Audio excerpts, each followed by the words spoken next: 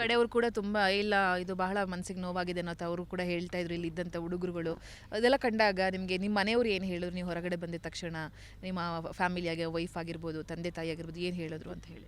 ಅವ್ರು ಹೇಳಿದ್ದೆ ನನಗೆ ಹೇಳಕ್ಕೆ ಇಷ್ಟಪಡೋದಿಲ್ಲ. ನಾ ಇಲ್ಲಿ ಅವ್ರು ಹೇಳಿದ 100 ಜನ 100 ಹೇಳ್ತೈತೆ ಅಂದ್ರೆ ನನಗೆ ಹೇಳಕ್ಕೆ ಇಷ್ಟಪಡೋದಿಲ್ಲ. ಯಾಕಂದ್ರೆ ಪ್ರತ್ಯಕ್ಷವಾಗಿ ನೋಡಿದ್ರು ಪ್ರಾಣಮಾನಿಸಿ ನೋಡು ಅಂತ ಹೇಳಿ ಗಾದೆ ಐತಿರದ.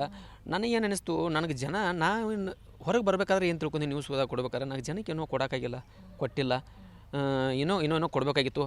ಜನ ನನಗಿಷ್ಟ ಏನೋ ಮಾಡು ಉಳ್ಕೋಕೆ ಅರ್ಹತೆ ಅಂದಿರಬೇಕು. ನನಗೆ ಸಾಕಂದೈತಿ, ನಾನು ಖುಷಿಯಿಂದ ಹೋಗೋಕೆ ಇಷ್ಟಪಡ್ತನು.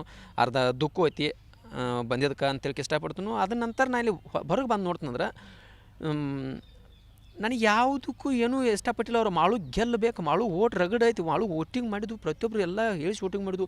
ನಾನು ಉತ್ತರ ಕರ್ನಾಟಕ ಕಲಾವಿದರು ನಡ್ಕೊಂಡು ನನಗೆ ಎಲ್ಲ ಪ್ಯಾನ್ಸ್ ಫಾಲೋ ಮಾಡೋಕ್ಕಾಗಲಿ ವೋಟಿಂಗ್ ಮಾಡೋಕ್ಕಾಗಲಿ ನಾ ಯಾಕೆ ಹೊರಗೆ ಬನ್ನಿ? ನಾ ಡಿಸರ್ವಿಂಗ್ ಆಗಕ್ಕೆ ನಂದು ಇದನ್ನಿಲ್ಲ, ನನಗೆ ಇದನ್ನಿಲ್ಲ, ಆತ್ಮಸಾಕ್ಷಿಯಾಗಿ ನಾವು ಒಪ್ಕೋದಿಲ್ಲ. ಅದನ್ನು ಯಾಕೆ ಒಪ್ಕೋದಿಲ್ಲ ಅಂದ್ರೆ ನಾನು ಜನ ಇಷ್ಟು ಹಿಂದಿರೋಕ್ಕಾಗಲಿ ಇಷ್ಟು ವೋಟಿಂಗ್ ಮಾಡೋಕ್ಕಾಗಲಿ ನಾನು ಹೆಂಗೆ ಒಪ್ಕೊಳ್ಳಿ? ನನಗೆ ಪ್ರಶ್ನೆ ಐತದ.